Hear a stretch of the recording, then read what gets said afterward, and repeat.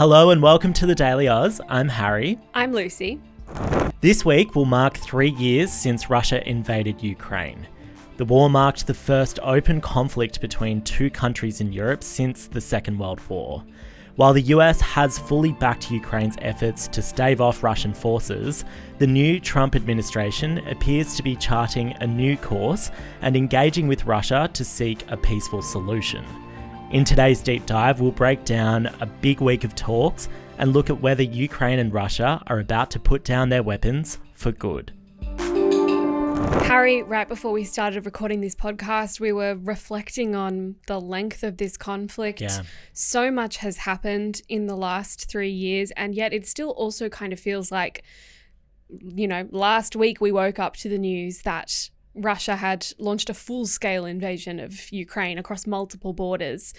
What's going on now? What's the latest? Well, you're so right to say that it is this kind of paradox of it was only yesterday, but it was 3 years ago. We are approaching that anniversary of 3 years this week. Wow. And yeah, it doesn't quite feel real. And the short answer is there's been a lot of stasis on the front lines of the conflict. There hasn't been much movement either way. If we think about those early days of the conflict, it was a blitz of Russian troops crossing into the border of Ukraine and taking over some key cities and regions. Yeah. And since then, the UN estimates roughly 12,500 civilians have died. That's just from shelling attacks and missiles hitting apartments, buildings, businesses right across Ukraine.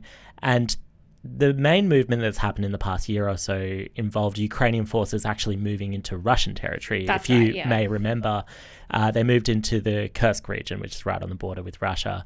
And since then, we haven't really heard much about what's been going on at the front lines. But of course, it has been coming up a lot recently. I don't know about you, but it's really been popping up on my feeds everywhere I look. So what's been going on? Well, one word. Trump. Of course. The man of the moment. Exactly. And he does seem to be creeping into a lot of different headlines, but this one in particular, I think, stretches right back to his campaign for president last year. So as you'll recall, when he was running, he did talk about the Russia-Ukraine conflict a bit.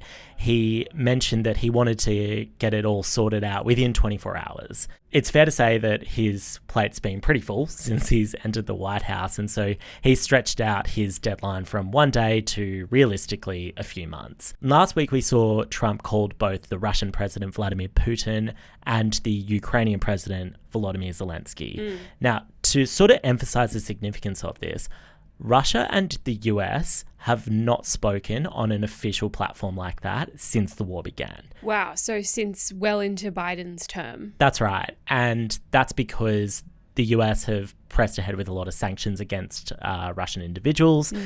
They've also barred some Russian companies from doing business in the US, and there's been all sorts of diplomatic freezes across the board between the two countries. So the fact that their leaders were having a phone call was a major break from what we've seen in the last 3 years, for sure. Yeah, I mean, it seems like the Biden administration was doing everything short of actively joining the war on the side of Ukraine, using all those tools that countries have to condemn another country's actions without physically getting on the front lines. And certainly I feel like there's been a lot of funding announcements to Ukraine, or there were throughout the previous administration. Yep. How is the Trump administration's tactic different?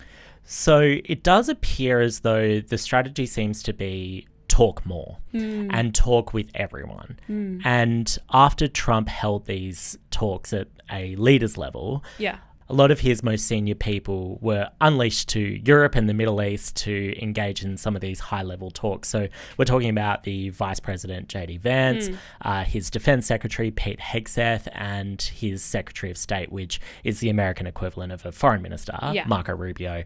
They've been trotting around. They've been making these really big speeches and large statements about the US's position. And that's why we've been seeing a lot of headlines relating to the Russia-Ukraine conflict, because the US has moved on a number of its positions with the conflict.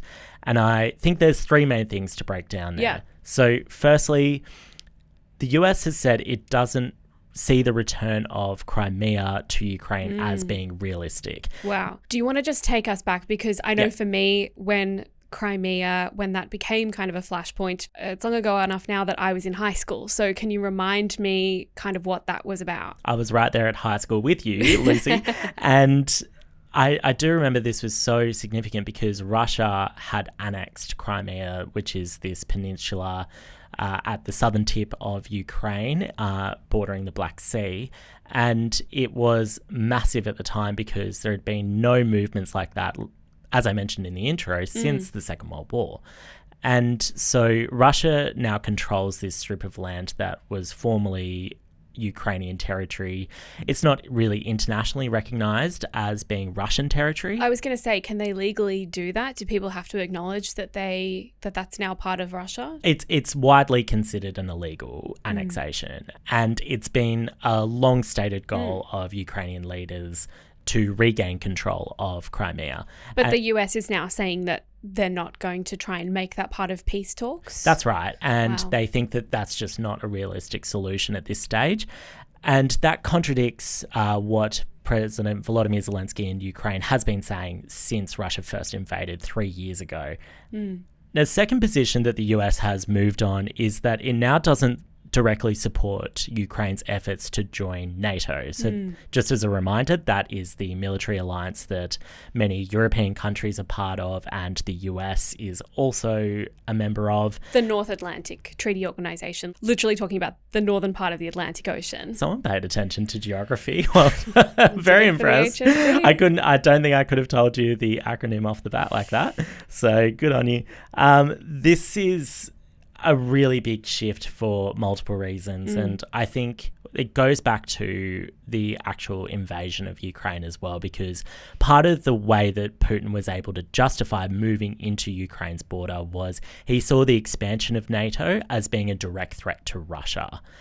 And since the invasion began, Zelensky's been talking about how he wants to join NATO because they have what's known as Article 5, and that is basically a statement declaring that an attack on one partner of NATO is an attack on all. So that way you are basically guaranteeing long-term security, because if Russia was to invade a NATO country, it would amount to an attack on the US, on Poland, on the UK, France, like all these countries that have signed up to NATO. There's 32 of them now.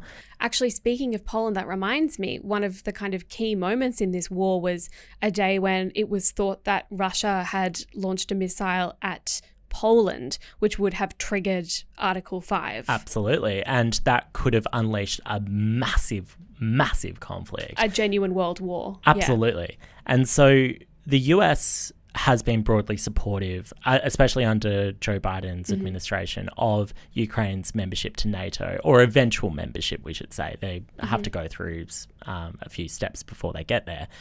But now the Trump administration is saying that they don't support that move. And the final area where the US has moved quite significantly in recent weeks has been that it's pretty clear that the US is happy to have talks with Russia without Ukraine or any European officials in the room. And this came to the fore when the top US diplomat, Marco Rubio, who I mentioned earlier, he visited Saudi Arabia this week, and that was to meet with Russian Foreign Minister Sergei Lavrov. A high-level meeting like this hasn't taken place between the US and Russia in years, and so it was a massive move, and quite significantly as well, Ukraine wasn't invited. Interesting. So they're having these peace talks, but they're not involving one of the parties in the war. Hi, I'm Ola. And I'm Elliot. We're the two-person team behind everything video and audio here at the Daily Aus. If you want to help us grow so we can deliver more of the content that you love, be sure to hit subscribe. Now let's get back to the video.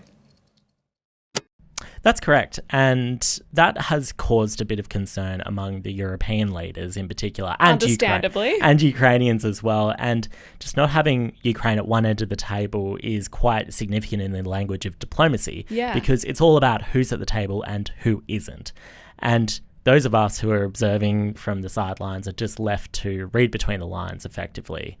And this caused, as I mentioned, a lot of concern with some European leaders. So French President Emmanuel Macron hastily called a meeting with other EU leaders to discuss this change in the US position and the US kind of engaging with Russia without any European input. And so this took place in Paris this week. Afterwards, all the European leaders that had gathered basically gave their unequivocal support to Ukraine, and Macron himself said that a peaceful resolution to the Russia-Ukraine war needed to have Ukrainian, European and American voices in the room. Assuming that that could even happen, since the US seems like it's doing its own thing and Europe's trying to support Ukraine, could we see an end to this conflict? I think there's a recognition now, and I think it's also poignant that we're approaching a 3-year anniversary of this conflict, that people do want this war to end. Yeah. And all sides are talking about peace talks. And that hasn't really happened in such a loud and obvious way in quite some time. And Ukraine, for its part, isn't happy about being sidelined, especially in Saudi Arabia. Volodymyr Zelensky actually cancelled a trip that he had planned to Saudi Arabia. But he's been sticking to the line that Ukraine wants to work with the Trump administration to secure a robust and lasting peace in his country. Ukraine's also been pretty clear that it wants Russian troops to withdraw from its territory. So that would mean Russia leaving large parts of the northern and eastern areas of Ukraine. And after the foreign ministers of the US and Russia met this week, Trump made some pretty characteristically off-script remarks at a press conference. And I think I have the power to end this war. And I think it's going very well. But today I heard, we weren't invited. Well, you've been there for 3 years. You should have ended it 3 years. You should have never started it. You could have made a deal. I could have made a deal for Ukraine. Now, I've seen some headlines that this kind of sounds like Trump is almost blaming Ukraine for the course of the war and how we've ended up 3 years into this conflict with no resolution. I think what is actually more interesting from Trump's language is that it just really suggests that he wants to storm towards a deal, he wants it done quickly, and he wants it done efficiently. And so I definitely believe that we're getting into territory where we're talking about a possible ceasefire, we're talking about peace talks, the terms of which are just going to be really, really interesting. And I'll be keeping a close eye, as I'm sure you will be, Lucy, Certainly. on this. We'll be considering things like, will Ukraine need to give up some of its territory? If so, how much? Will Ukraine be able to expand its defense forces in the future? And how will all actors, whether that be Russia or the US or Ukraine, how will they be able to avoid any future invasion should we ever get into that territory again? Yeah, well, you know what they say, compromise means no one's happy. So we'll certainly be waiting to see, and I'm sure you'll be back on the pod to explain it all to us when it does happen, Harry. Thank you. Thanks so much for joining us today on the Daily Aus. If you can't get enough, you can catch us again later in the day for the headlines. Until then, have a great day and we'll see you next time.